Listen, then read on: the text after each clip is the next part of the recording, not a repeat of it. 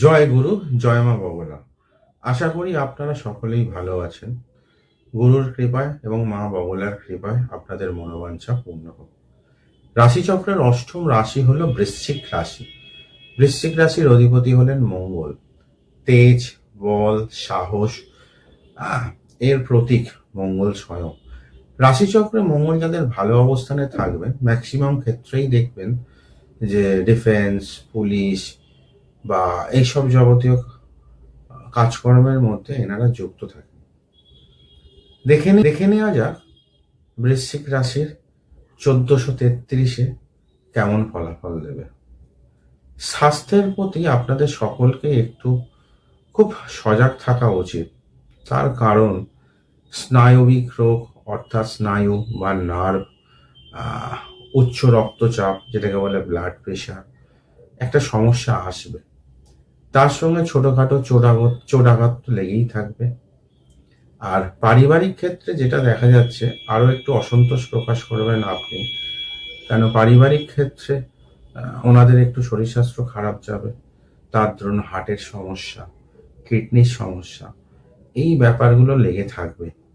যতই আপনারা সুস্বাস্থ্যের প্রতি ভ্রমণ করুন না কেন, তারপরেও কিন্তু একটা সমস্যা থাকবে। এবার আসি কর্মক্ষেত্র। কর্মক্ষেত্র ভালো, তার কারণ রাশির ভাগ্যস্থানে বৃহস্পতি তুঙ্গ। এখানে দেখা যাচ্ছে যারা চাকরি চেষ্টা করছেন নতুন চাকরি প্রাপ্তি করতে পারবেন। আবার অনেকেই যারা আছেন ব্যবসায়, অনেক রকম চিন্তাধারা বা চিন্তা ভাবনা তাদের মধ্যে আছে কি করে ব্যবসাটাকে আরো উন্নত করা যায়। তাদের সেই চিন্তাধারাগুলো সফল কাম হবে। আর যারা নতুন ব্যবসা করতে চাইছেন, মানে যারা স্টার্ট আপ করেছেন, তারাও কিন্তু প্রতিষ্ঠিত হবে। এই বছর কিন্তু বৃশ্চিক রাশির ক্ষেত্রে কর্ম বা চাকরি একটা ভালোই প্রতিষ্ঠা তারা পাবেন তাদের জীবনে।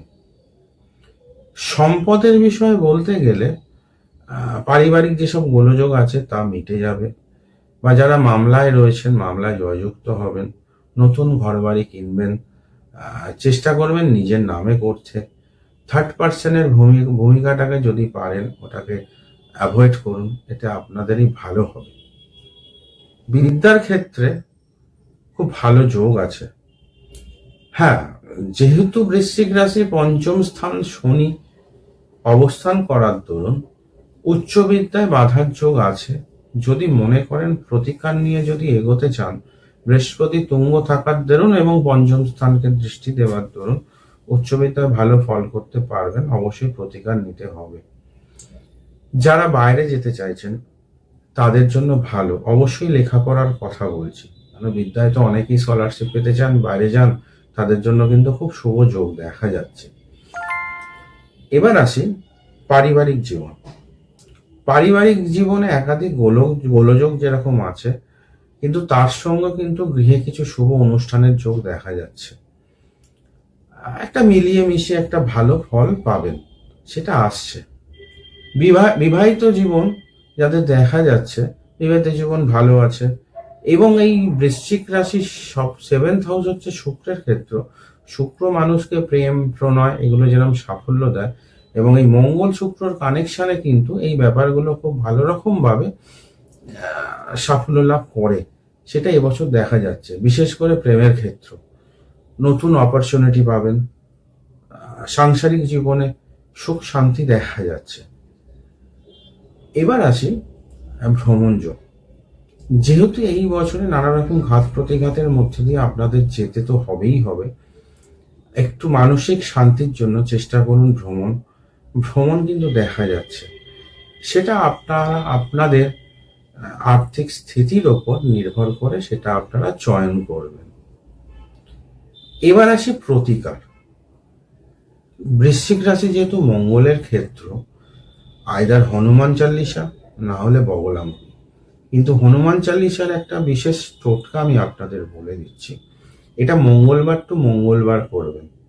একটা ভালো নারকেল নেবেন, নারকেলের ওপর হলুদ এবং লাল সুতো বেঁধে নেবেন, নিয়ে প্রতিদিন আপনাদের মনের যা ইচ্ছা আছে ওই নারকেলটা হাতে নিয়ে 11 বার করে হনুমান চালিসা পাঠ করবেন। এটা টানা সোমবার বা মঙ্গলবার দিন করার পর নেক্সট মঙ্গলবারে যখন আপনারা হনুমানজির মন্দিরে যাবেন এবং হনুমানজির সামনে বসে এই একই ক্রিয়াটা করবেন, নিজের মনের ইচ্ছার কথাটা তাকে বলে জানিয়ে ওই নারকোলটাকে হাতে নিয়ে 11 বার হনুমান চালিসা পাঠ করে হনুমানজির শ্রী চরণে ওটা রেখে দিয়ে আসবেন। তারপরেই আপনারা দেখবেন কত সুন্দর ফল আপনারা জীবনে লাভ করবেন। আমার এই চ্যানেলটা যদি ভালো লেগে থাকে অবশ্যই সাবস্ক্রাইব করুন। যদি কিছু জিজ্ঞাসা থাকে অবশ্যই প্রশ্ন করুন, কমেন্ট বক্সে কমেন্ট করুন। এরকম টাইপের ভিডিও পেতে গেলে লাইক করুন এবং শেয়ার করুন। নমস্কার, আপনারা ভালো থাকবেন।